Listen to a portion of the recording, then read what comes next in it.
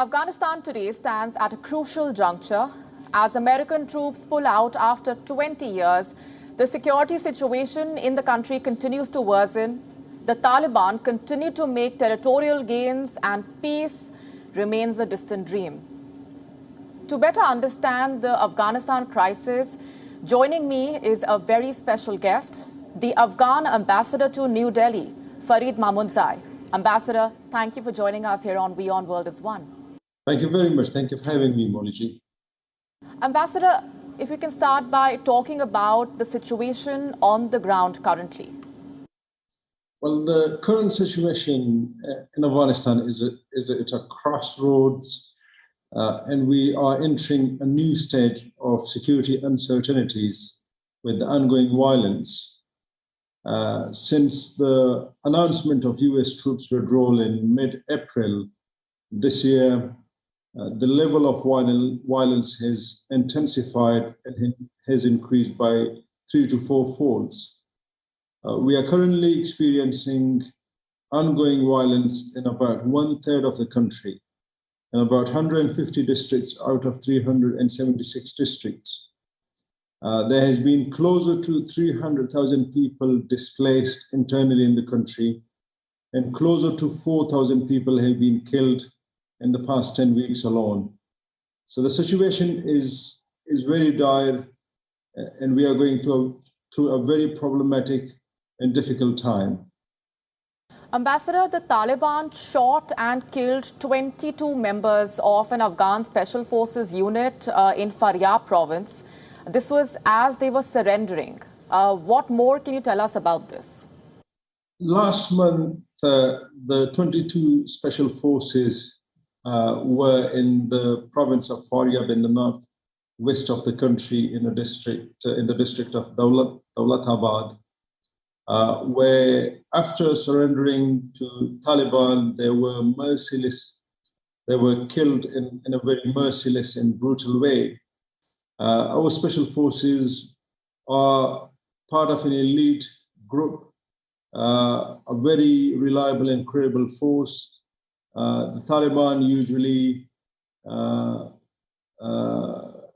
target those elites and special forces and show no mercy and brutality. And Moliji, just a point to be remembered that, when a soldier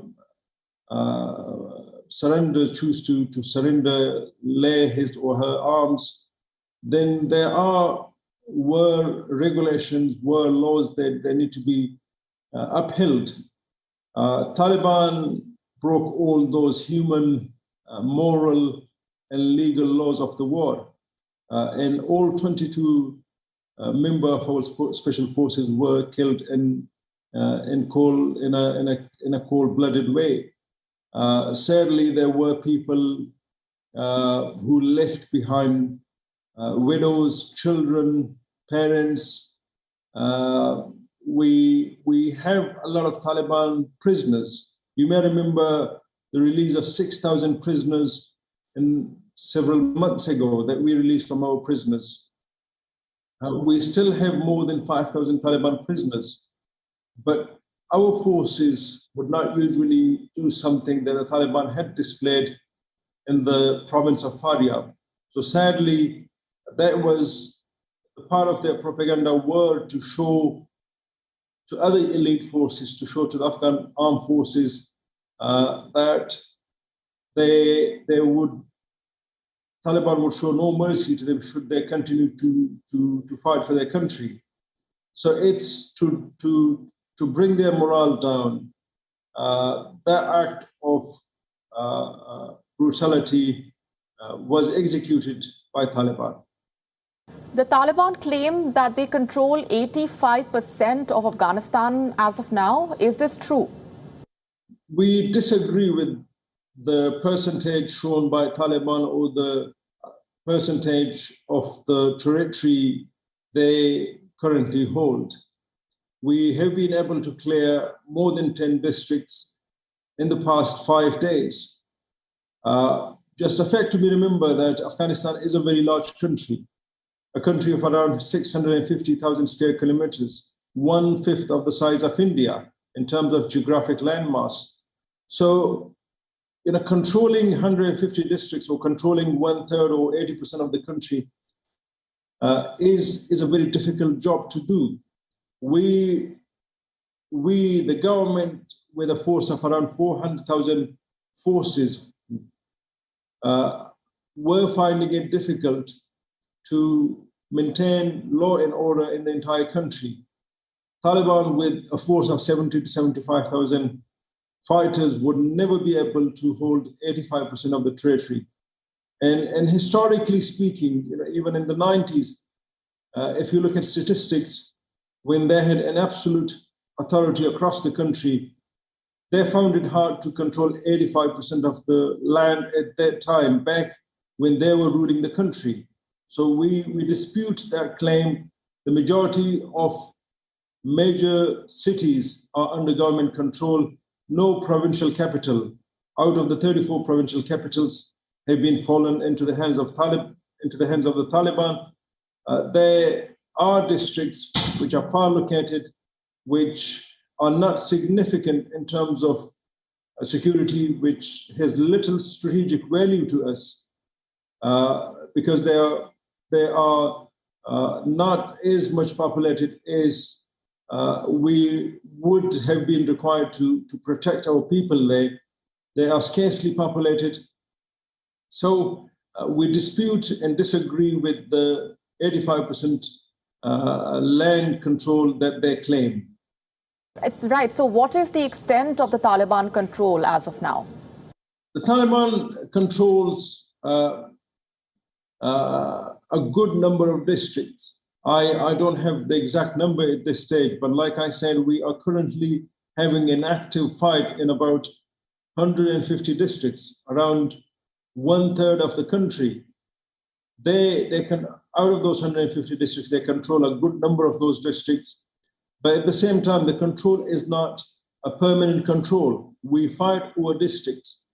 We were able to drive Taliban out from Badghis capital, the city of Badghis, in the west of the country. So we have been able to make gains and recapture some of the lost territory in the northeast of the country. So there are instances where we have been able to recapture districts back from the Taliban. Now, in terms of percentage of the landmass that they control, it is getting bigger after the withdrawal of the US forces. That is right, but it is not as big as they claim to be. They also claim to capture Badghis, and you're saying at this point that the Afghan forces have been able to recapture Badghis province? Yes, the city of Badghis itself, the capital of Badghis, Kalai, now is under the control of government forces. They were close to the city. Our forces were able to drive them out from the city center, from the main city, and now the city is under the control of our forces. Ambassador, did you anticipate this kind of violence on the ground? Where do the peace talks with the Taliban stand at this point? And how optimistic are you that the negotiations with the Taliban would result in peace? Well, we didn't anticipate the Taliban would show no appetite for peace. They chose the path of the violence. Our expectations were that they would come to the negotiating table and would put an end to the misery of the Afghan people, would put an end to the suffering of our nation. That didn't happen. On top of that, the withdrawal of US forces, NATO forces, come in a very unorthodox, in a very unfashioned manner. That also added to the problem that we were facing from the Taliban. Now, in terms of the peace process, sadly, we are not going anywhere with that. The peace talks in Doha produced no results so far for the peace process in Afghanistan. There are efforts to send a very senior team led by Dr. Abdullah either this week, end of this week or next week, to give another try to the peace discussion, to the peace negotiation in Doha. And I hope our request would be reciprocated back by the Taliban to enter a meaningful dialogue, a dialogue which would produce results. On a daily basis, we lose tens of people, hundreds of people get injured. The economic hardship that the people face in the country is something that we are deeply concerned about. We are faced with food insecurity. And on top of the current insecurity and economic hardship, we are faced with pandemic crisis. So it's time for Taliban to come to prevail the common sense and come forward for a meaningful peace negotiation in the weeks ahead. Ambassador, how has India been helping, and what kind of support from India are you looking at in the future? India's support in the past 20 years has been phenomenal. India has assisted us with humanitarian and development assistance a great deal. Now, as we go into the peace negotiations, we expect India to help us in two ways. One is to continue assisting us with economic and development assistance. India has helped us by providing Afghanistan with over $3 billion of infrastructure projects. India has always responded positively to our requests for major infrastructure projects. We would want that to continue. That is something for the people of Afghanistan. That is not limited to government in Kabul. The beneficiaries of all those projects are the general people of the country. Now, in terms of the second area where India's help has always been there, and we would seek India's continued assistance, is the peace process, where India can help the Afghan Republic, the Afghan peace negotiating team, to reach a peace settlement which would be dignified and lasting and would ensure long-term stability, not only in Afghanistan, but also in the region. India can do so through its convening power that it has both in the region and internationally. So those two are the broad areas where India can help us with. Would you also be hopeful of some kind of military assistance from India if the talks with the Taliban fail? That's right, yes. Should the peace process produce no results in the weeks and months ahead, then India would naturally be a place where we would seek more military and security assistance from. What kind of assistance would this be? Are you also talking about boots on the ground? We are not presently talking about Indian boots on the ground. I think the fight could be done by the Afghans themselves. We have a well-trained army, a well-trained police force and intelligence services. They can do the fight themselves. What we would require is the needed resources, mostly resources in strengthening our air capacity, helping us train more pilots, giving us more helicopters, giving us more military hardware required to do the fight. So that is something that we may be seeking assistance with from India. But I hope we don't get to that stage, and I hope that common sense will prevail among senior Taliban leaders, and they would choose the peace path and would give peace a chance. Absolutely. What about the United States? What kind of assistance are you hopeful of following the troop pullout? We presently receive very generous security package from the United States, and we would want that to continue. Our forces require financial assistance for the foreseeable future. Our requests from all NATO member states have always been that we require their assistance for a number of years. A fact to be remembered that the fight that our forces in Afghanistan currently doing is not a fight among Afghans. It's a fight that we do on behalf of this region and a fight that we do on behalf of the world. There are international terrorist groups, there are regional terrorist groups, and as a responsible major international player, the United States have always been generously supporting our forces. We look to their support in the years ahead to strengthen our Air Force. They have already given us a number of helicopters. Last week, we are looking for more helicopters in the months ahead as we train our pilots, and more military hardware. And of course, US diplomatic and political support is something that we would require for a very long time. Ambassador, the risks of the American withdrawal from Afghanistan have been quite visible for some time now. Why do you think the United States has been so adamant on the withdrawal from Afghanistan? Well, I think it's a question that they would be able to answer, and they would be in a better position to provide more details. But our understanding was that there was a war fatigue. There has been people who wanted to put an end to US military engagement in Afghanistan. And the previous administration initiated that. President Trump's administration initiated it. They wanted to would complete the withdrawal in a very rushed and speedy manner. We, as a nation, didn't want that hasty withdrawal in such a fashion. Things could have been organized in a much better way.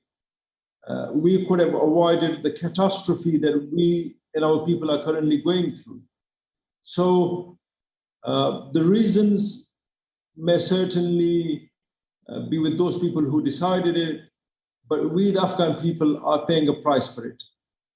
Ambassador, what is your assessment of the impact that the Afghanistan crisis will have on the entire region, specifically India? I think there will be several consequences for the entire region and the world at large, and some dire consequences for major countries like India. The first and foremost immediate threat that countries in the region would face would be insecurity. The Taliban and their associates harbor 20 plus terrorist groups, and a number of those groups target countries in the region, including India. There are terrorist groups who exclusively target Indian interests, both in India and abroad. So we have recently seen that as Taliban gain victories and they capture a particular area, there is jubilation and celebration from those terrorist groups, those terrorist outlets. So there would be security consequences for every country across this region and also internationally.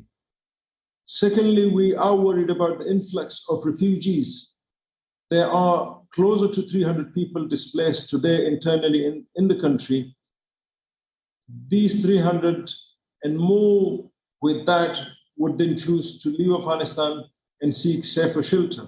So there would be a social pressure on countries in the region and beyond this region, particularly Europe. Third, there would be humanitarian crisis in the country, for which the region and internationally the United Nations would be requiring to respond to the needs and requirements of those people. But primarily security would be an issue of great concern, not only to the Afghan people in the country, but also to the greater region in the world and many countries in the world. A Pakistani lawmaker, Mohsin Dawar, has spoken about how the Taliban are exported to Afghanistan from Pakistan and how dead bodies of Taliban terrorists are brought back to Pakistan for burial. Now, the influence of Pakistan over the Taliban is well known. Now, in fact, the Afghanistan foreign minister has also asked Pakistan to encourage the Taliban to resume meaningful talks. How do you view the role of Pakistan in this process? I think when the issue of peace process between the issue of peace in Afghanistan is discussed, and when we engage with the Taliban in a meaningful way, Pakistan becomes an important country in that regard. Pakistan has the most influence over Taliban. No country in the region has as much influence over Taliban as Pakistan has over them. So as an immediate neighbor, our request from Pakistan has always been to assist the Afghan people in achieving a long-term and peaceful resolution to this conflict. We hope that their efforts would be based more on achieving their objective. We have sadly instances, what you just rightly talked about, Mohsin Dawar, that fighters, people from Pakistan coming to Afghanistan, they being killed and then their bodies being transferred back to Pakistan is something of great concern to us. We would want Pakistan to play a very constructive and productive role. They have the capacity and they have the influence, the required influence over Taliban to help Afghan people achieve that lasting peace. Now, a final point on that is that Pakistan helped the United States deliver a peace deal to them. With their assistance, with the assistance of Islamabad, the United States managed to get the required peace deal with the Taliban. We expect the same from Pakistan to help us achieve a similar and dignified and lasting peace deal with the Taliban.